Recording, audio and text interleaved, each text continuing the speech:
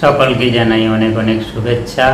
আজকে যে বিষয় নিয়ে বলছি যে চাকরি না পেয়ে হতাশ, বিশেষ করে মা বাবারা ছেলে যোগ্য হয়েছে, ছেলে পাস করেছে, কিন্তু কোনো চাকরি পাচ্ছে না, তার ভবিষ্যৎ অন্ধকার।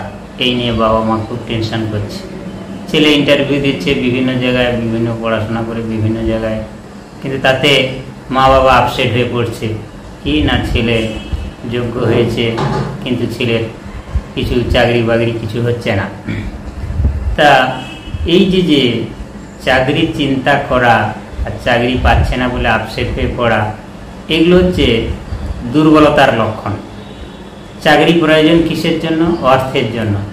এবার অর্থ কোথা থেকে আসবে না, যে বিষয় নিয়ে সে পড়াশোনা করেছে সে বিষয় নিয়ে চাকরি যদি পায়। চাকরি না পেলে তার জীবন চলবে না, এটাই একটা মানসিক দুর্বলতার লক্ষণ। আরে বাবা, অর্থের প্রয়োজন আছে ঠিকই, কিন্তু মনুষ্য জীবনের পরমার্থ দিকে এতটুকু নজর দিচ্ছে না। শুধু অর্থের চিন্তা করলে হবে না, পরমার্থটাকে একটু ভাববার চেষ্টা করুন। অর্থ আপনি আসবে।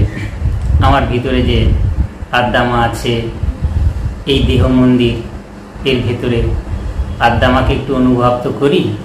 খালি যেন তেন প্রকারে খালি চাকরিটা হাতিয়ে নিতে পারলে যেন সব দিক থেকে যেন সব কিছু হয়ে গেল, কিন্তু চাকরি তো তাঁরই ইচ্ছা। আর উপার্জন, অর্থ, এগুলো যে শুধু চাকরি করলেই আসে তা নয়। আজকালকার বর্তমান দিনে অর্থ আসার অনেক রাস্তা আছে, অনেক পথ আছে। এবারে ঈশ্বরের কৃপা হলে কার যে কোন দিক থেকে অর্থ আসবে, কার জীবিকা কী করে হবে, সেটা ঈশ্বরই নির্ধারণ করে রেখেছেন। আমাদের তো আপসেট হওয়ার কোনো প্রয়োজন নেই। আর তাছাড়া আমার সন্তানকে উপযুক্ত করার কর্তব্য।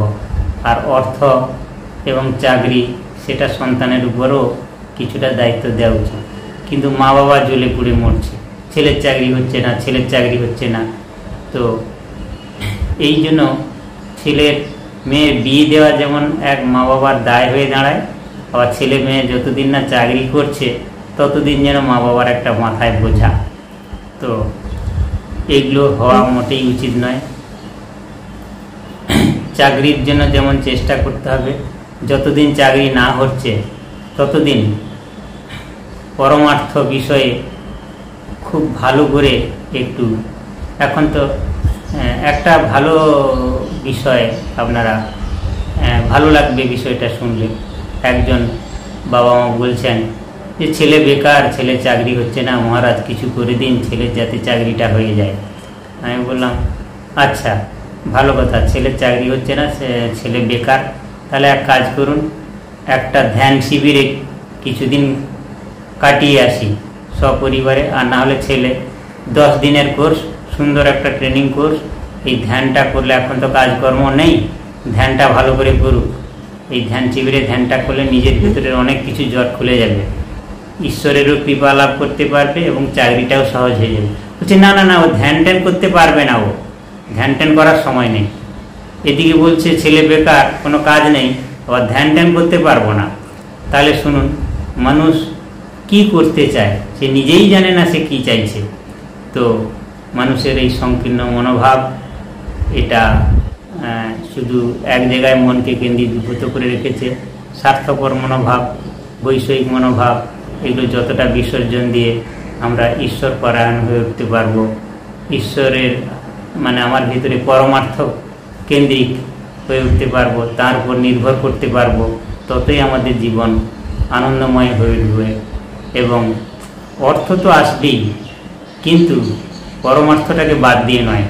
আমরা পরমার্থটাকে বাদ দিয়ে শুধু অর্থটা চাই, কিন্তু যদি আমরা পরমার্থটাকে ভালো করে বুঝে নিতে পারি, তার শরণাপন্ন হই, তাহলে সব কিছু সহজ এবং সুলভ হয়ে যাবে। জয় আদ্দামা, সবার মঙ্গল করমা।